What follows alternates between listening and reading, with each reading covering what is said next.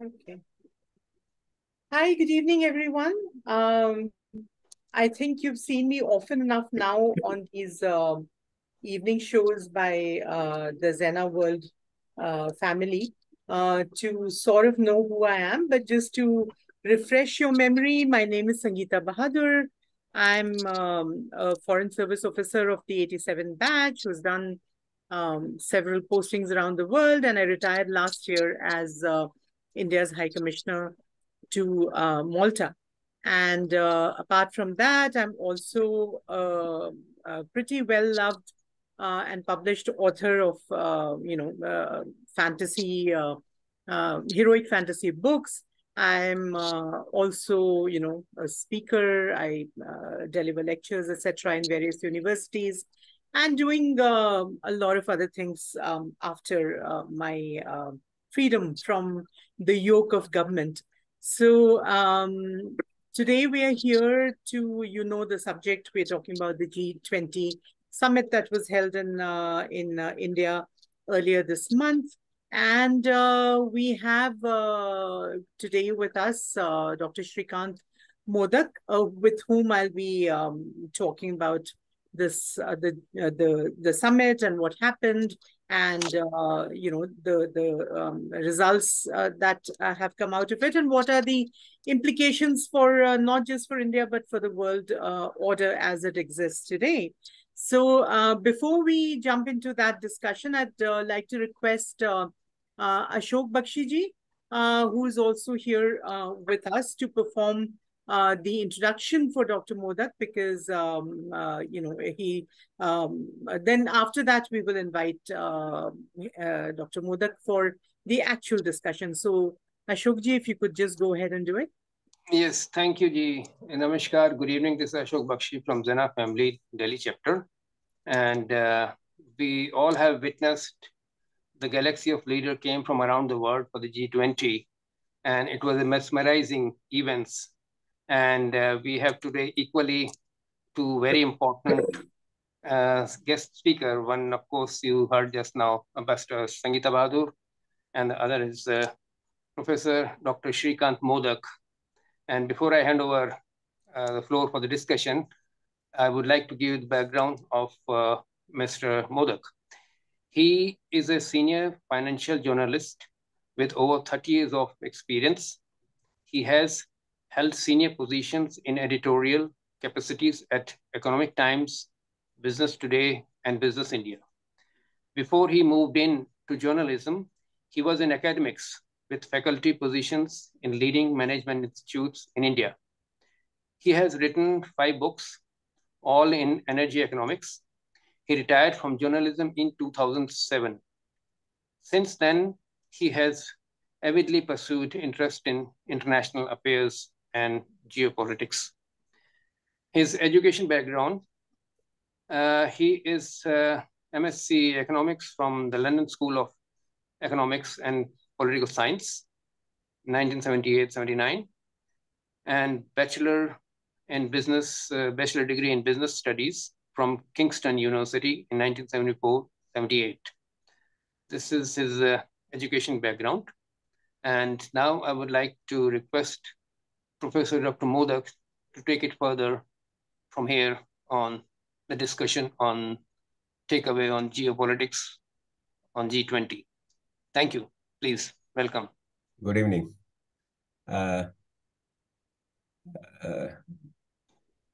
Rajiv and Mr. Bakshi, yeah, and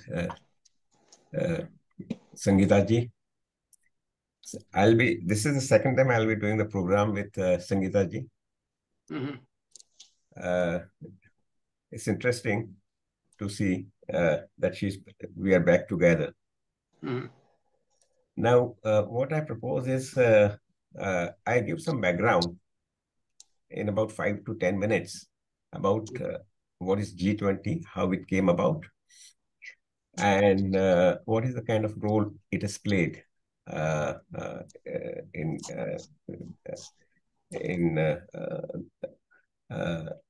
in global cooperation, actually, economic cooperation. Now, before I start, let us be clear that often the full import of a particular event is never known immediately after the event is over, actually. Events like this, they have how enduring has been the achievements or non-achievements. It can be known only over a time. Second point I would like to stress is that we are today living in a very complex global situation. And in context of that, one has to see what G20 is. There are several different kind of institutions, and there is a kind of geopolitical game which has been going on between two sides. One led by China and Russia axis, and the other by the Western alliances. Now, Western alliance is a very old, alliance which came after the Second World War, and it has developed wide range of institutions and overall and the global structure. For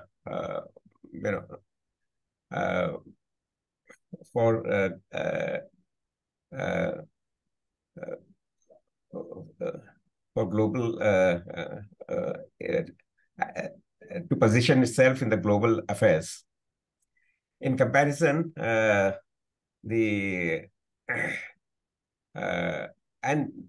what are the structures actually? You see, NATO, first of all, the EU was formed. Before that, before EU was formed, it was it was known as European Commission, and EU was formed sometime in 1980. And when it became a union and had a common currency, before that it was only a trading bloc. As far as the US is concerned, US formed a security alliance. Called NATO. It also formed various multilateral institutions which have an economic role, like World Bank, IMF, etc. And the United Nations was formed also immediately after 1945, the Second World War, as a platform for resolving disputes between the countries, and also creating the basic rules for conducting international affairs. Now, among the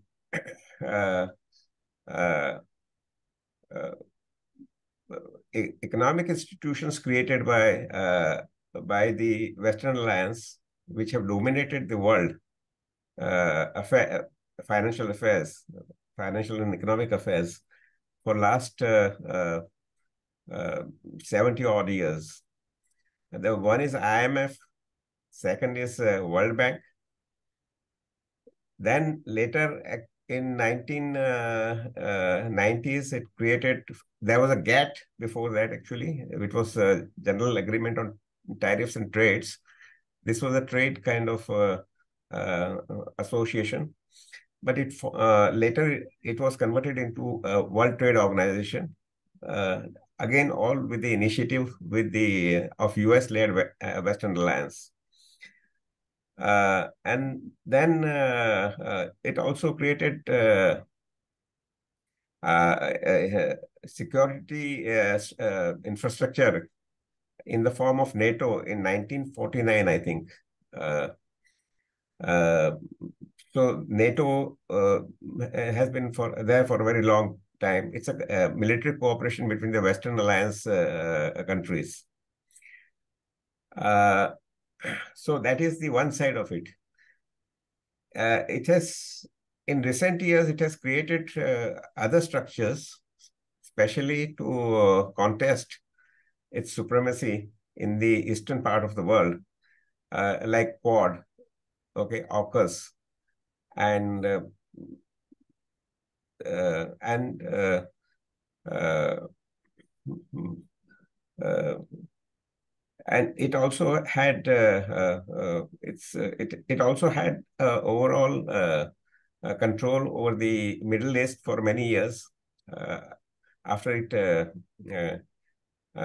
especially after 1971, when the global trade, the currency of the global trade was brought was linked up with the oil trade, and that gave it the ascendance in the global trade actually. Now against that, the Eastern, I'll call it Eastern Alliance actually, Russia and China and other countries which are with it. So that Eastern Alliance principally actually is a comparatively a recent phenomena.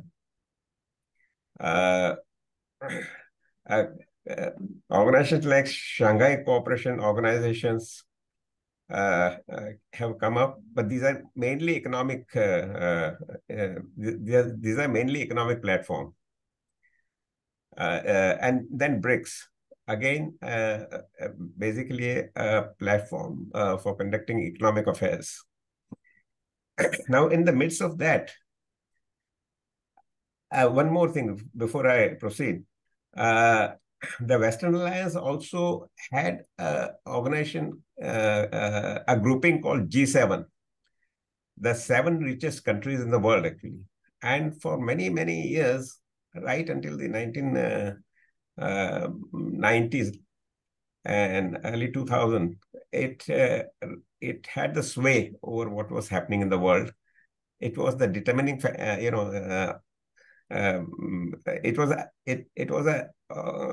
it was a grouping which set the agenda, economic agenda for the rest of the world, right? Then, so this is the background between the two different alliances in the world. India has generally remained, non-aligned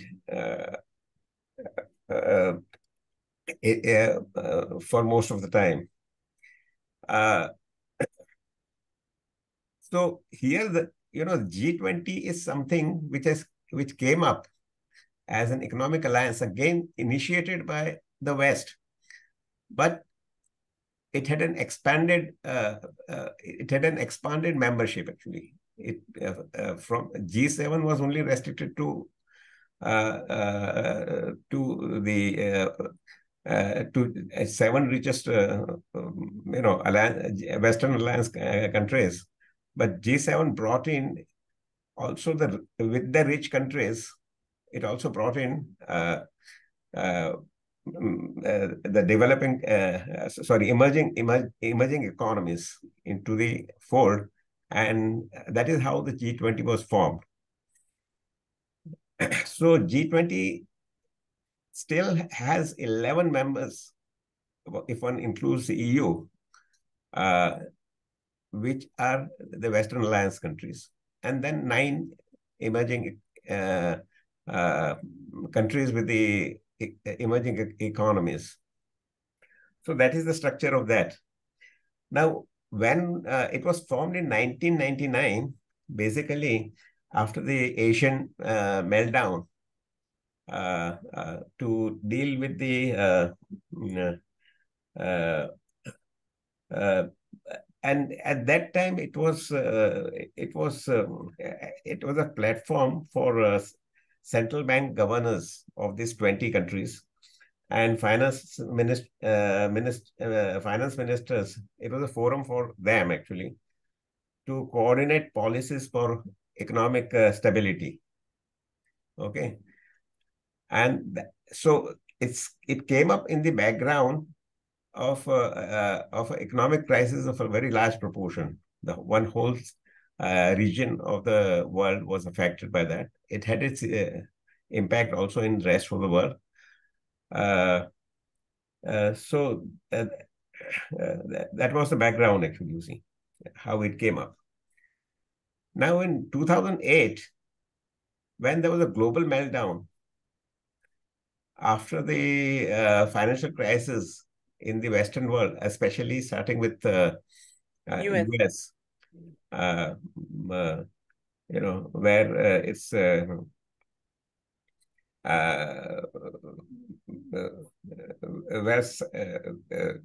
its financial sector was in a deep trouble.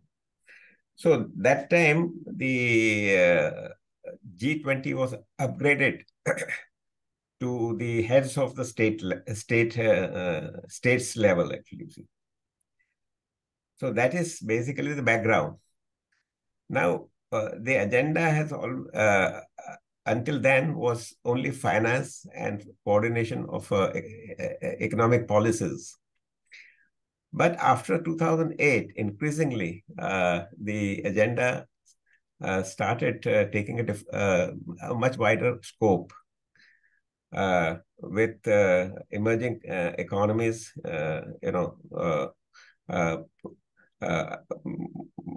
bringing in their own agenda into it, basically a development agenda. And that is how it became a forum for, it's a premium forum for,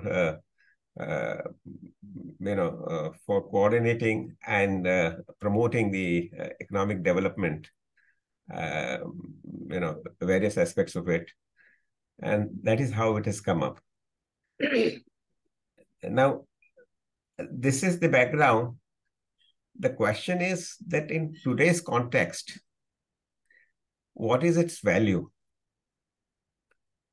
And perhaps I think Sangeeta ji can start on that, and then we can proceed to discuss other aspects of it. Thank you, Dr. Modak. That was quite a comprehensive kind of a background that you gave regarding the emergence of G20 and how it has evolved over the years. I, to begin with, had just like to mention that this year in particular has been a especially important one from the Indian perspective, because not only did we hold the presidency of G20, we also held the presidency of SCO, which you mentioned. And at the same time, we also hold, at least not a permanent membership of the UNSC, but, the non-permanent seat. So all these three things really came together at a very opportune moment to, just when the Indian economy has been growing at a spanking pace and everybody, the whole world was looking towards us as one of the bright stars in the dark sky of the current global economic situation because of COVID, because of the Russia-Ukraine war, and so many other factors. So it was very very lucky that at one particular time we held the the presidencies of two major major international fora like the SCO and G20, and also held the non-permanent membership of the UN. So I would say that right now the importance of G20 has enhanced tremendously. One, because as you mentioned, it has now become a forum for world leaders to come together, all the major economies, all the emerging economies. And I don't know, I don't really like calling India now an emerging economy, considering that we are the 5th largest in the world and headed towards being the 3rd largest. So we can't keep calling ourselves an emerging economy. I mean, we have the 4th largest now.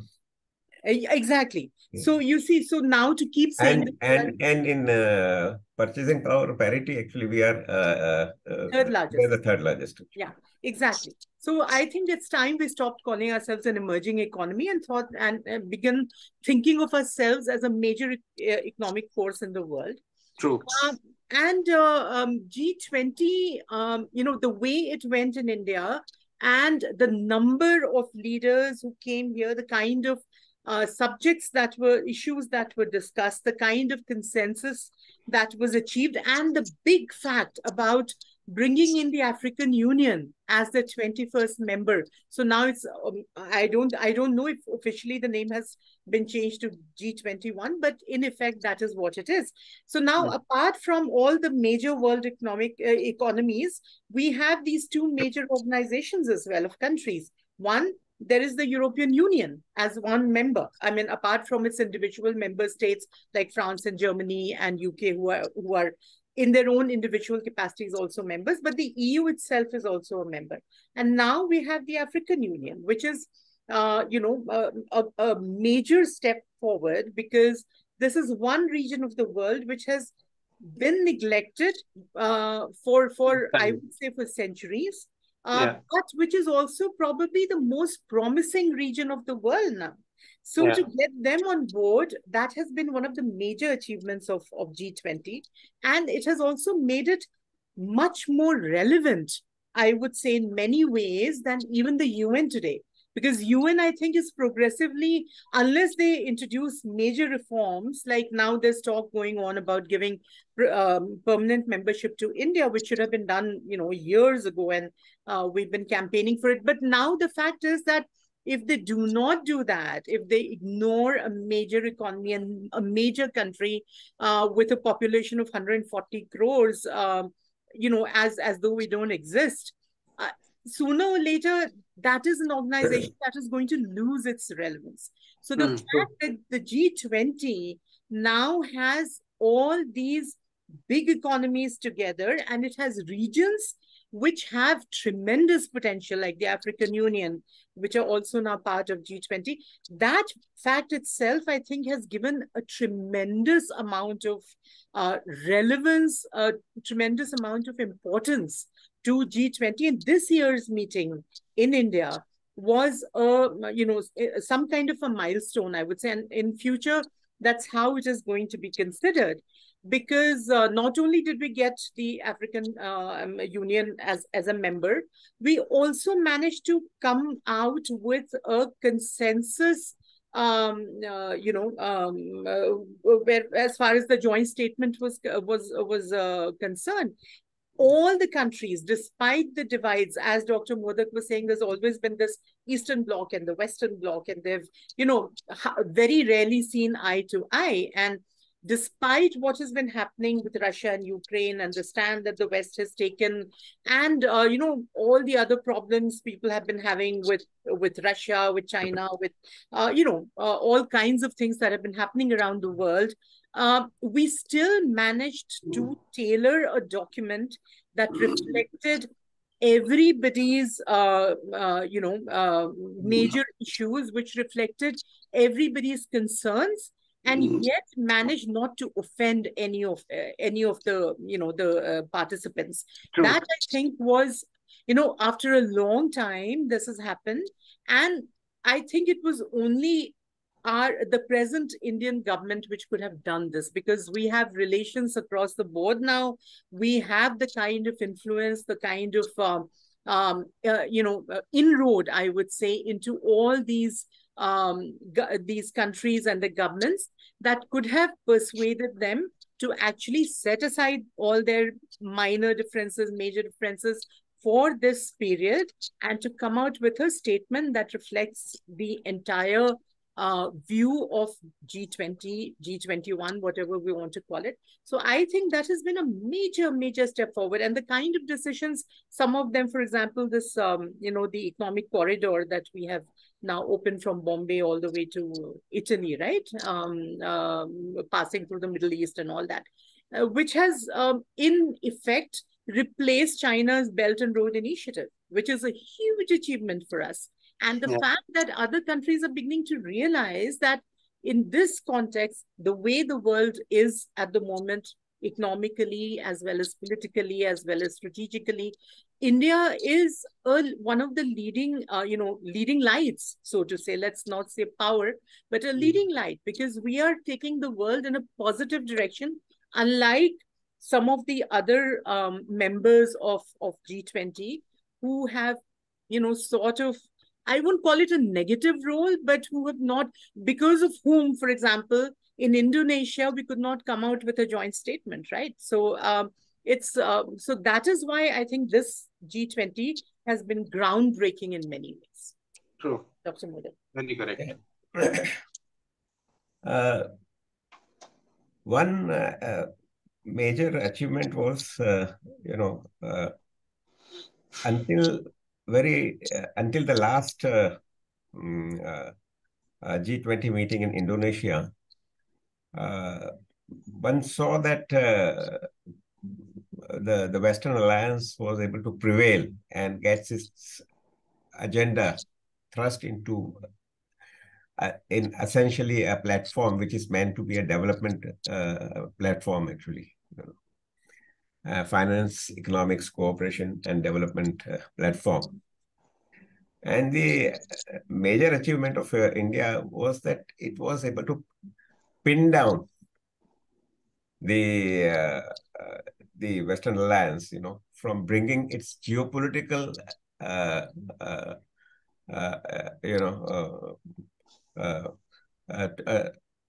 concerns into onto an economic platform. At the same time, the India, Middle East, and Europe corridor, actually, it certainly was a major achievement, no doubt. But again, there are various angles to that. At the same time, it would be wrong to compare it with Belt and Road Initiative of China, because China started that initiative a long time back, about 2 decades back, and it is far more advanced. It has 150 countries actually already signed up for it. But many countries dropped out, have been dropping out. No, 150 countries are still there, actually. There are some issues which have come up, actually. For example, in case of Sri Lanka. But then Sri Lanka, there's a lot of propaganda also going on, because China's debt, debt constitutes only 10% of total debt of Sri Lanka. In contrast, the Western private sector debt is nearly 50%. And that is the real problem, because the interest rates are very high to compensate for whereas India has a 10%, but these are all bilateral,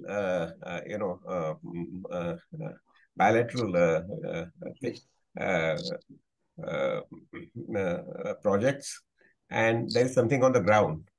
Whereas private sector debt, which was advanced to Sri Lanka, is against nothing. It's a straight pure loan, and it also has it's higher interest rate. Its interest rate is much higher than the bilateral loans, actually. IMF is also involved, but again, the interest rates are low, and World Bank is also there. But the real thing is, the institutions like the private funds like BlackRock and, hedge funds and others. Pakistan also has had problems, but then Pakistan, the problem is the military, which has a control over the economic system, actually. 78% of the budget in Pakistan goes into, in defense. So it has that kind of grip over the Pakistan economy, actually. So yeah, but the Italians have also backed out. Italians backed out because of geographical reasons, actually. Yeah, I mean, China is not a popular let me partner. tell you, this corridor is a very important development. The main thing is, it must see the light of the day, actually. It is still at a very nascent stage. Of course. They have to carry out comparative analysis because at the moment, a lot of logistics actually happens through Suez Canal. So now, what we had, and that is a direct unimodal kind of, because everything goes by ship. Now here you have a multimodal, uh, uh, uh, a corridor which will have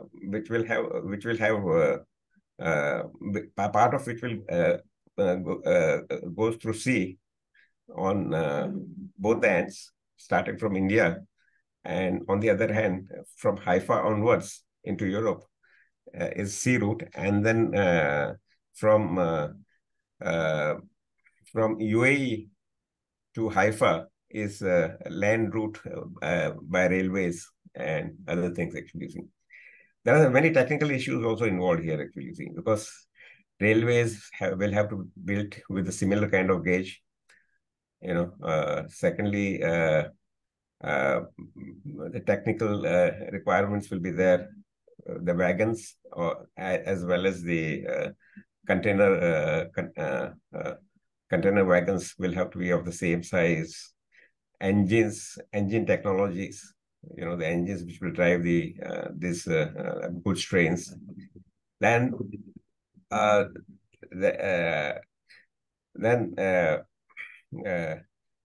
transshipments on the land side actually will have to be built both at UAE side, actually in Saudi Arabia as well, and on the Haifa side, that is Israel.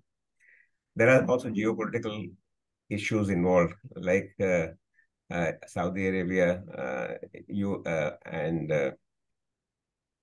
and Israeli relations.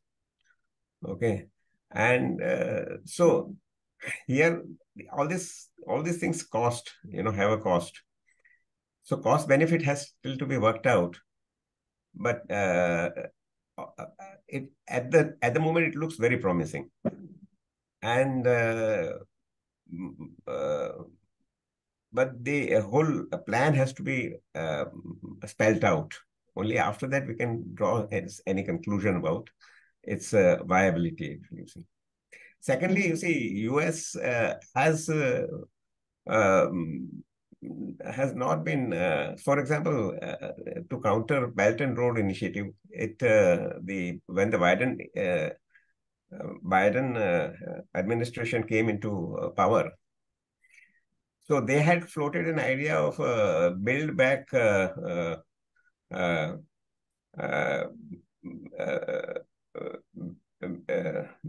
build back. It is called 3B. Build back something world actually. But that has till today not taken off. So the problem with Americans is that they are big on agenda actually, but on ground one doesn't see much. So what is their commitment, or is it just a geostrategic ploy actually? So that part is not known. But from India side, we have definitely an interest in pushing it. Similarly, the Middle East countries, they have a lot of interest in pushing it actually. See. So many economies getting together, maybe so the US's inaction may not impact it so much. That's right. And it creates a lot of development in Middle East, actually. For example, setting up a 3,000, some 600 kilometer railway line with feeder, railway connections from different cities, and so that creates a lot of economic potential for these countries, and also for the centers which are connected with it actually through these feeder lines. Right. Yeah. So it's a major initiative. It has to be converted It has to be converted. Of course. And it has to be converted. India and Middle East countries actually will have to work together to see that it really gets, it takes off. They should make it into their project. At the moment, it is something, an idea which has been floated by the Biden administration. But then whatever they do, actually, one sees some kind of geopolitical, game in that. Mm. Of course, nobody does it just for the benefit of humanity. It is always for some geopolitical gain. Right. But Dr. Modak, also, we should, I think, mention the entire Voice of the Global South initiative that India took in the context of the G20. And if I remember correctly, sometime in January, February this year, at our invitation, about 120 or so countries came to when a kind of a meeting was called of all these countries, where we offered to bring up their issues, their grievances, their problems, and find a solution for that. So as such, like, the Voice of the Global South, as we said.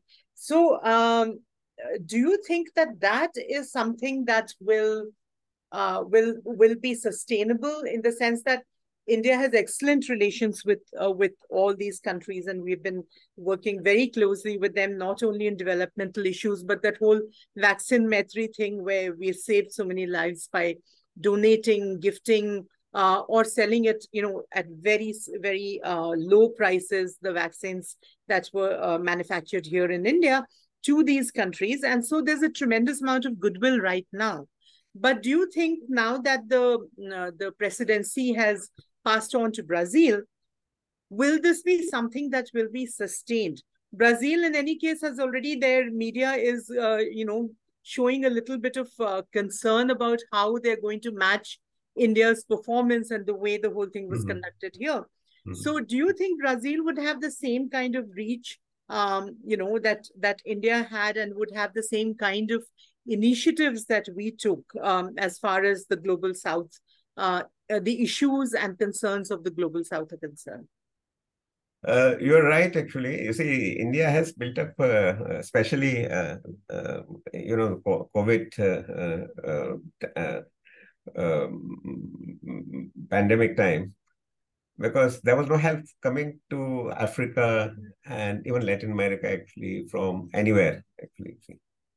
And here, India played a very positive role. I mean, one has to appreciate that, actually, see. And that has given it a good amount of goodwill from Global South. Now, as far as you see, we are not, although, I mean, Brazilian media, whatever they may say, actually, we are not in competition, actually. See.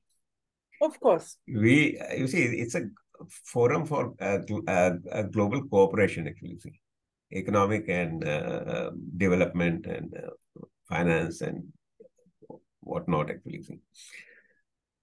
So one has to see it in that light, actually. Secondly, until now,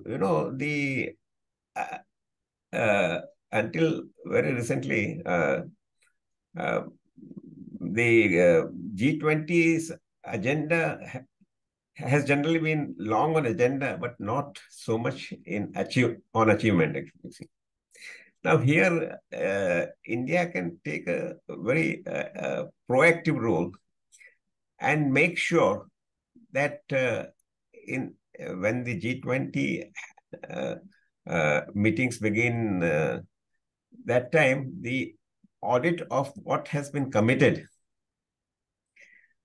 and the pathway is properly spelled out, and things are executed, actually. See. And so that it becomes a meaningful organization, actually. See. Sorry to interrupt. I think Modi ji has announced in November they are meeting on Zoom to review on that. So that's a good, very good. Very good initiative. Yes, absolutely. So that's the main thing, actually. We have set the agenda. we have pushed the agenda, and now from I think now pushing also in November through Zoom. and now proactively getting involved to see that in G20 in Brazil to make sure that things are done actually, you see. Yeah. We'll Because still be a lots part of of the Troika as the, the past president and Brazil and the future one. So I guess in that sense, we'll still wield, some amount of control over the way things are proceeding, right? right. Mm. So let's see how it goes there. But there are for example, there are certain commitments which I have certain issues actually there. For example, these sustainable climate change and sustainable development, there they have committed to double the renewable energy, investments, capacities actually. So that is 7 years from now. Now there are some technical issues and economic issues as well actually, which because Here, just I will also interrupt. Sir, I will also interrupt here. Since yeah. you have talked about the sustainability and climate change. Mm. So actually, worldwide, what I feel that we are not moving towards sustainability of nature. Whatsoever we are doing this belt and all those things, transportation of things, it is all adding to the carbon intensive activities of ours. So or whether that is required.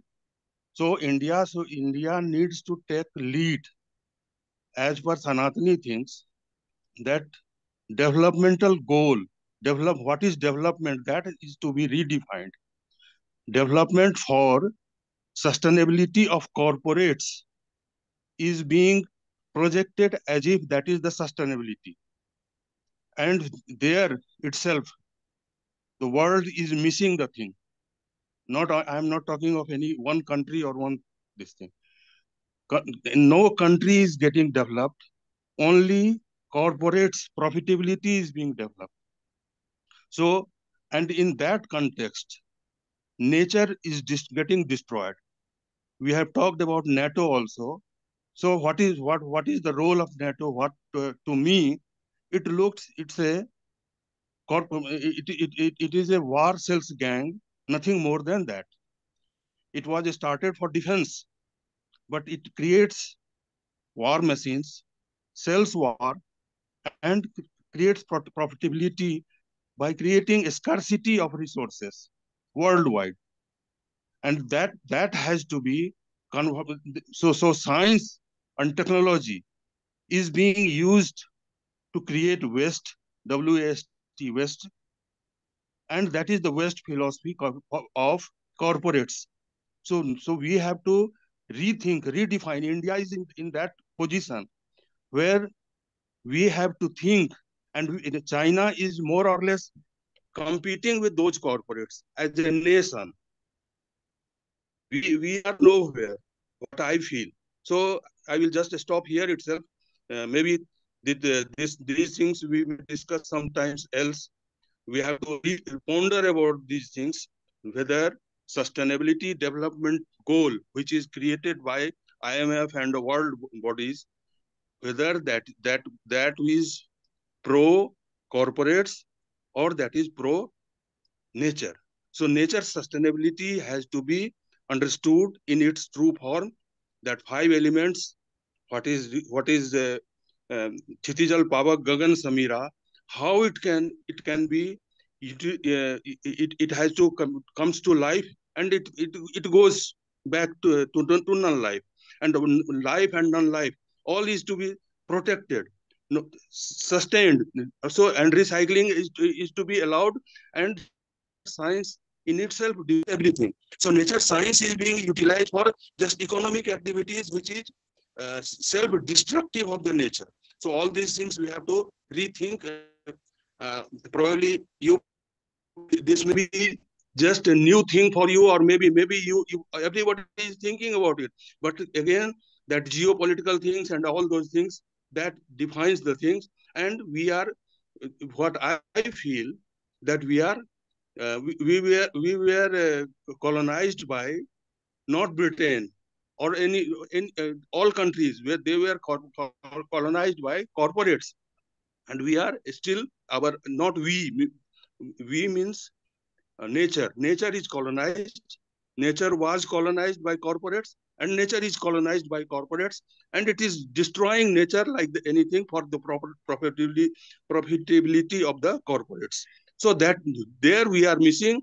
India has to come really, as we call ourselves Bisuguru, but we always try to be like them only, that we are the supremacist, we become communal, we become like and what that is the agenda of the NATO. So we fall prey to the agenda of the NATO, and ultimately we also destroy our nature like them. We are destroying for no reason. We are destroying our fragile Himalayan range. So here I stop. Thank you. I agree with you that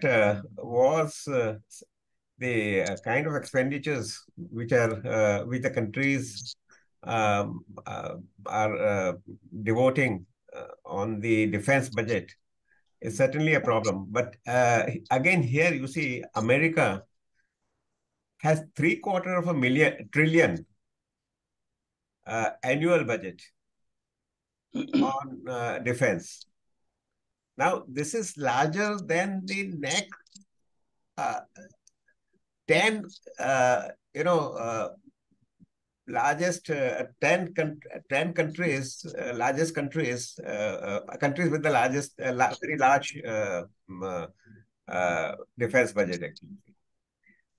So only one country is spending so much, and it is the only country which has 850 military bases all over the world. Now, what is the need for that if there is a lot of cooperation between the people of different places? But how can we call it that is a defense? Just a minute. I think we are going beyond we are diverting now. The subject, yes. Let us come Absolutely. to the point. Let's stick to what the thing was, because So your point is taken that there is need for greater cooperation, greater trust, and releasing the resources for developmental and sustainable development purpose, actually, you see. And now I will come back to the same point, actually, that renewable energy, the world, for example, it is not that nothing has happened. For example, ozone layer question, they did work out alternate solutions to the chlorine and fluorine gases, actually, which are used for cooling, refrigerators and so they found a solution to that, actually. Solar energy, wind power and all that is also being used now. Increasingly, ethanol. Yeah, solar power is also, all these are used, but they are not, in terms of cost per unit, they are still, and they have been given a special kind of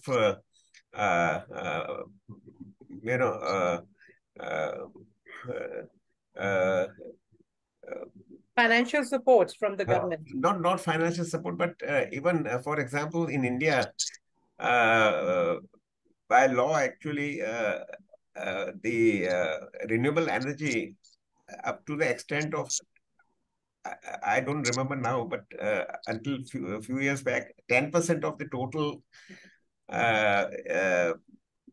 had to be, the distribution agencies had to buy 10% of their energy, electricity from the renewable producers. I think now it's gone But up now to it has maybe 20 or gone up something. much higher, Yeah. and they have a priority.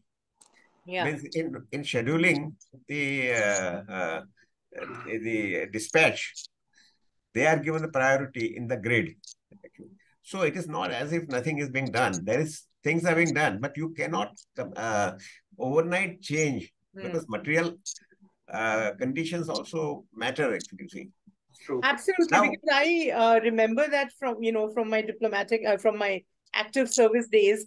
There, we like we're actually told that when people when the developed countries start talking about how India and China, our growth is polluting the environment more and is causing more damage, and it's not sustainable, etc. Like we were literally told to say that you guys did all the polluting and everything. Now it's our turn, so you're objecting, which is not a nice thing to think, not a nice way to respond to this crisis. But the fact is that, like just because we started our growth story later, we feel that we should not be deprived. Of course, it's another thing that now, as you say, Professor Modak, we are trying to find alternative ways and all. But the fact is that we can't live the life of cavemen just because the world has already been polluted by the growing countries, the already developed countries. So that's also an argument that goes into one this. cannot forget that the life expectancy also has gone up. Has gone up, yes. And the world population has it has grown. come from, for Exploded. example, pharmaceutical industry. It consumes energy. So, I mean, everything almost consumes energy. The main thing at this moment, to make it, we have to invest in storage. Yeah. Because, storage, especially on research and storage, actually, you see.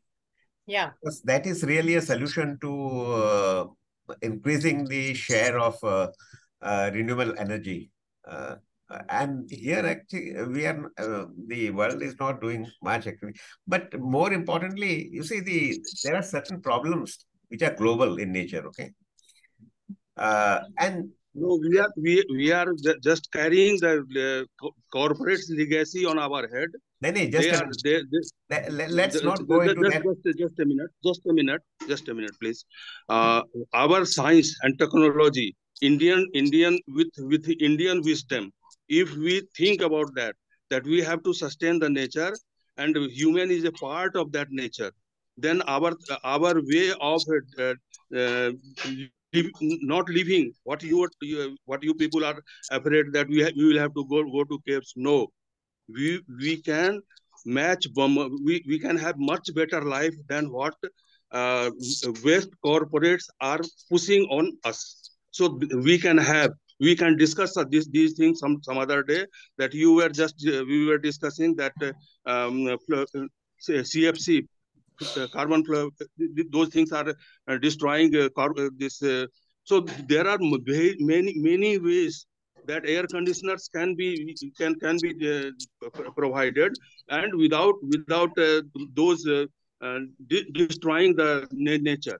So we have to first think we have whether taken we your want. point, Mr.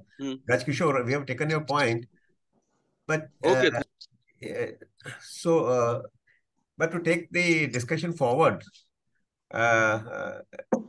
yes, I do agree that renewable energy is a solution, and the technology also has been improving.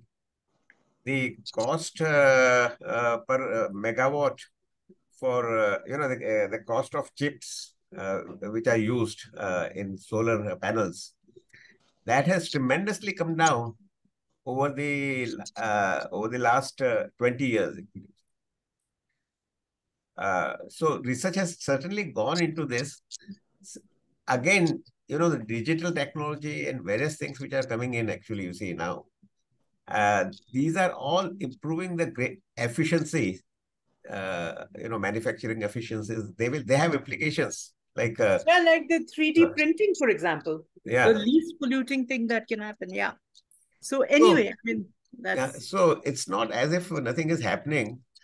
Main thing is, we have to invest in storage technology actually, which will stay, you see, the problem with renewable is it's a fluctuating, and that creates a problem in grid management. And its share goes, and that becomes the limit to which its share can share in the total power production. Its share can go up. So here, you require a storage. If the storage capacity, I mean, storage technology can be improved and energy can be stored for very long hours, then this aspect can be overcome. But anyway, let's come back to the main issue, the achievements of the G20. Now here you see the commitments which have been made actually. Here we will have to this will have to be closely monitored in the next 7 years, because if we are going to double it up, then there has to be a clear-cut plan how we are going to do that actually, you see. Okay. So that is as far as the sustainable development is concerned. There are other things, the development agenda, especially many, and especially the African countries and many of the Latin American countries are deeply in debt. Okay. Now, the approach which IMF and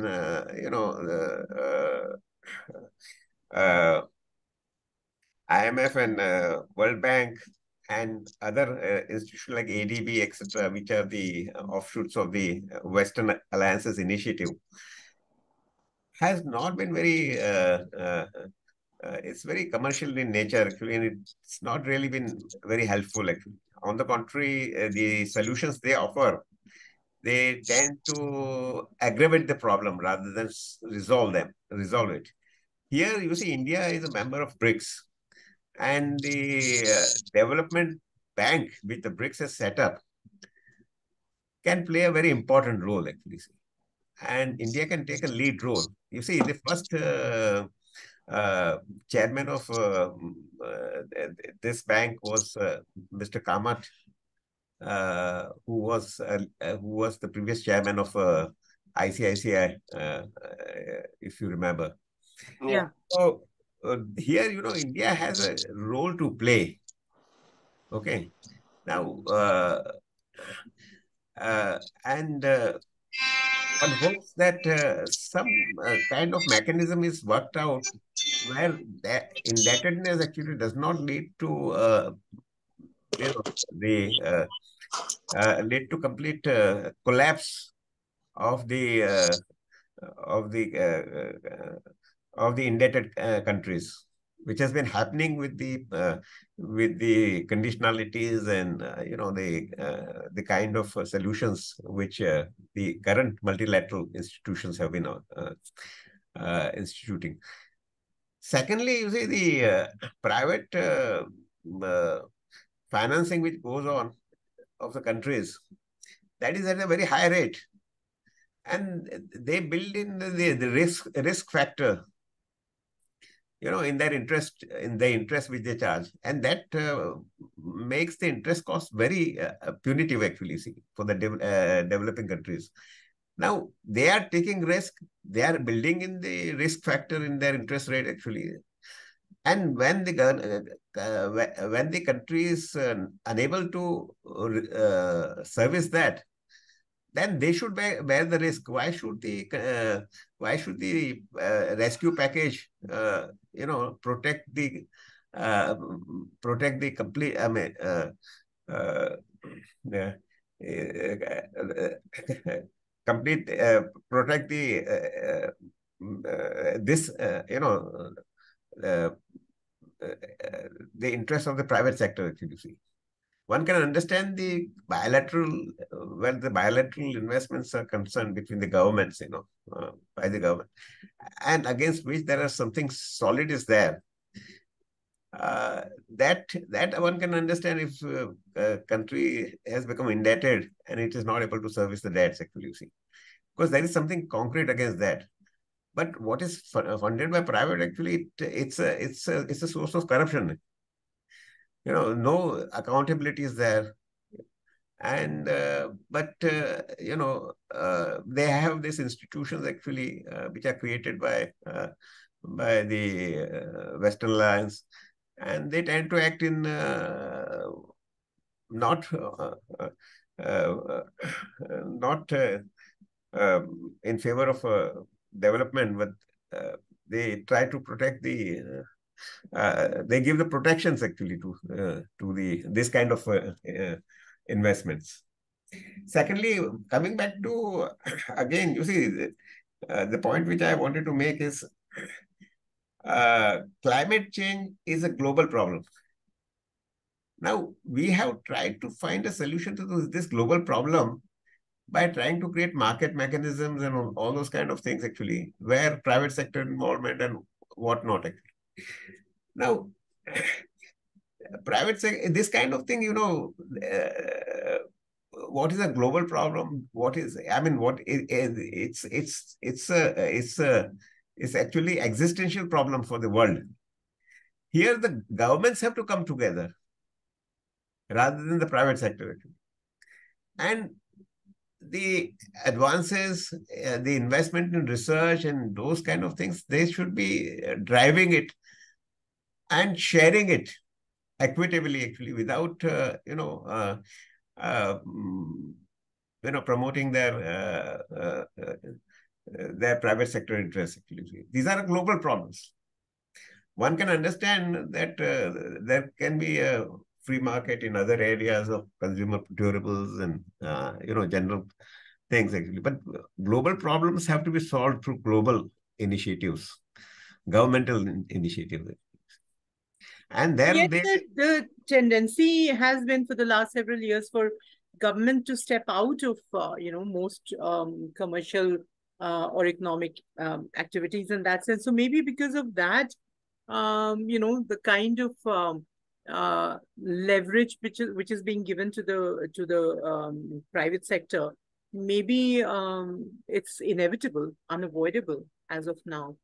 Don't you think? No, it's not unavoidable, actually. The government's job is to regulate, and it should decide what it should regulate and what it should not regulate, actually. See.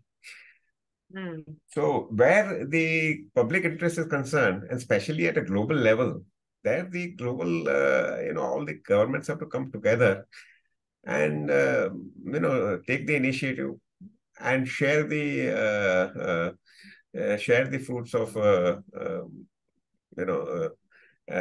technology and development and research, and so that is essential. It's like COVID. In case of COVID, again, you see, it was a global problem. The vaccine development should not, should have been a joint effort, actually, rather than. But it wasn't. It wasn't. Companies like Pfizer and Johnson & Johnson and all who developed these food in India, they just ripped off people like crazy. That's right. Them. Yeah. So, so that's the point, actually. Even you may, if that doesn't mean that one doesn't involve the private sector, but then it regulates. Regulation has to be. Yes, absolutely. And participates. There has to be participation, actually. So maybe something like that is what the G20, 21 forum can be used for, because the UN is obviously now, a spent force. They are not really able to contribute anything much on a positive, on a positive basis at a big enough scale to impact all of humanity. So perhaps an organization like G20 can probably take over that duty, that responsibility of imposing the kind of regulations that are required, of doing things together, of bringing, like, the whole thing of Vasudhaiv Kutumbakam that we had, the logo for this particular G20. We really just need to take it forward seriously and just make sure that a forum like this can be used for that purpose, something that the UN has already failed in doing. G20 must have a headquarters